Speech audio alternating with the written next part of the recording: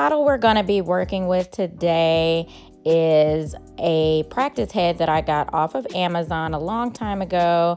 We go way back, so I lovingly call her Sheila. She's a beautiful brown girl, and the texture of her hair is perfect for practicing braiding because it's kind of a yucky texture and it has enough texture for you to practice on grip. So if you want to get your practice on, I definitely recommend this girl here, and I will leave her information in the description box below so you can pick up your own Sheila. If you're following along today, I'm only going to be using 2 tools, just some hair clips to part the hair and clip it out of the way. I'm also going to be using a piece of extension hair. For demonstration purposes, I'm going to be using this blonde colored hair, but you are welcome to use whatever you wish. If you don't have any hair on you, you can also practice with yarn. A lot of people don't know that, so pick you up some yarn and you can get your practice on. So we're going to start easy and work our way up, beginning with the 2-strand method. I'm going to take my extension hair here and I'm going to basically wrap this around a section of hair I've already sectioned off. So as you can see, I'm just wrapping it around the root, and now my natural hair is my 3rd leg and my extension hair are my 1st and 2nd leg. And I'm just going to start braiding down. Super easy, super simple, super quick. This method is perfect for beginners because you're only working with the 3 legs here. So it's ideal for coarse and kinky hair types because unfortunately it can easily slip out. So if you're working with fine hair, this may not be the best option. On to method 2, I'm going to do the same 2-strand method, but this time I'm going to wrap my natural hair around one of the legs. So I'm going to wrap it around twice until the natural piece is in the middle, and then I'm going to start braiding down. This is just going to provide a little extra security at the root. However, because that natural hair is still the 3rd leg, there is that possibility of a little bit of slippage. So again, if you're working with finer hair types, this may not be an ideal option.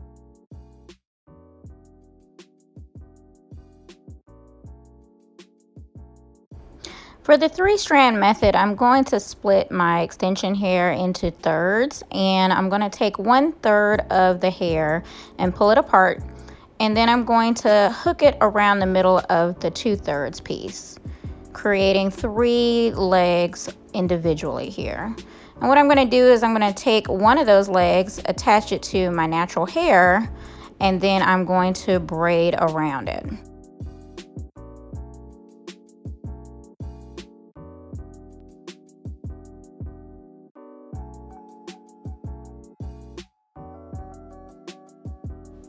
A lot of people favor this method because you're able to get a more even strand distribution. However, it's not my personal favorite because of the larger knot at the root. It's ideal for most hair types, but however, again, because that natural hair is still the 3rd leg, there is the possibility of a little bit of slippage there. So if you don't have your grip game on point, then your braids may not last as long.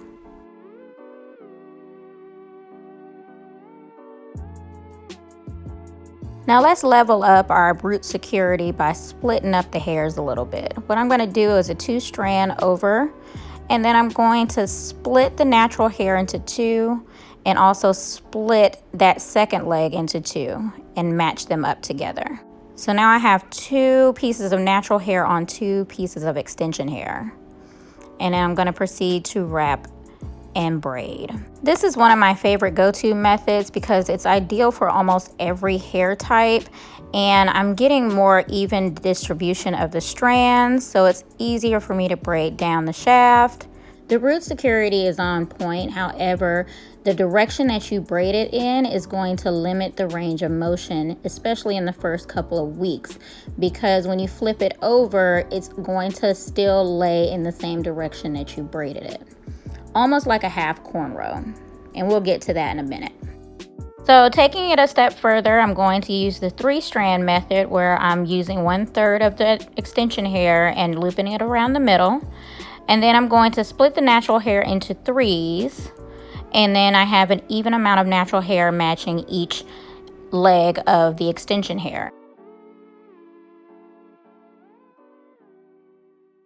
The only downside to this method is you really got to get your grip game on point. So it takes a little bit of practice to make sure that you are getting it nice and tight and snug.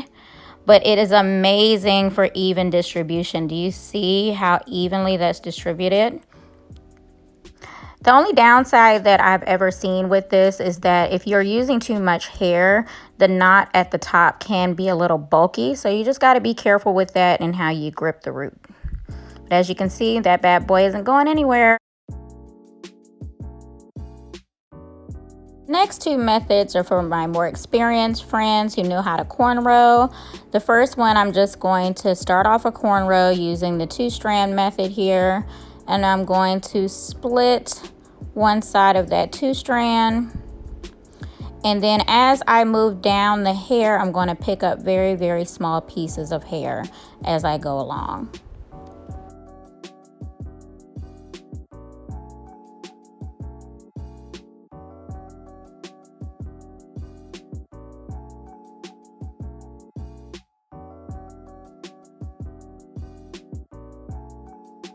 The best thing about cornrowing is absolute root security. That braid ain't going nowhere. It doesn't matter what hair type you do it on, it's not going on anywhere, girlfriend. However, there is absolutely no range of motion. As you can see, that braid is going to stay in the direction you put it. So if you're parting a specific way, just remember the direction that you braid it in is the direction it's going to stay.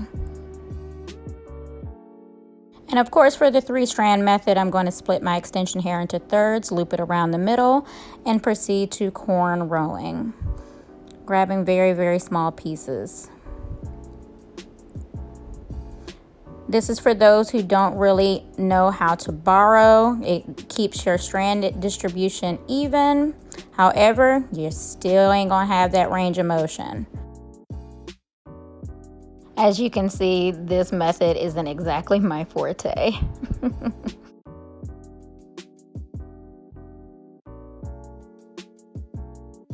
For the last method, I call this my hook knot method. This is something no one ever showed me, and I think I discovered by accident, but it has worked wonders for me over the years, especially with working with finer hair types and Caucasian hair type.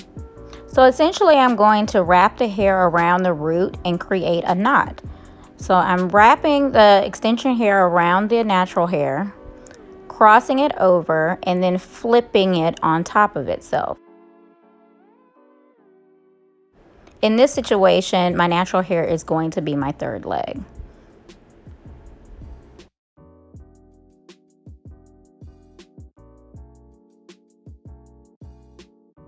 Zooming in a little bit closer, I'm going to wrap that extension hair around the natural hair.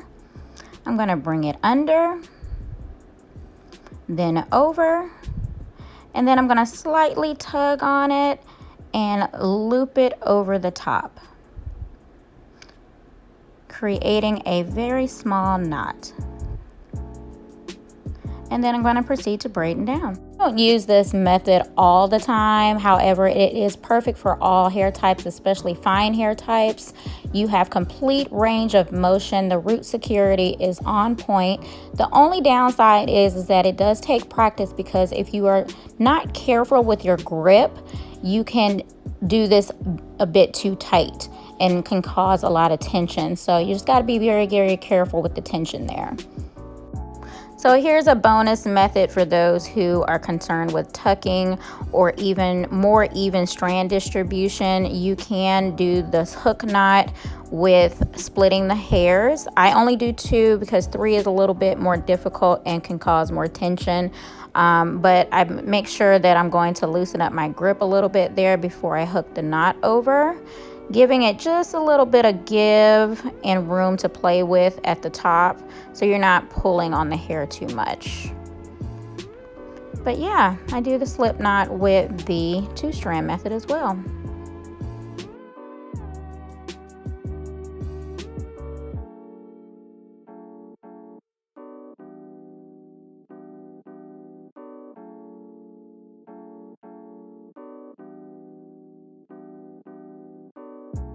In case you're wondering, here's an example of the slip knot method being done on a Caucasian hair. As you can see, it is very even and secure and turned out beautifully. She wore this for a really long time and rocked it amazingly well.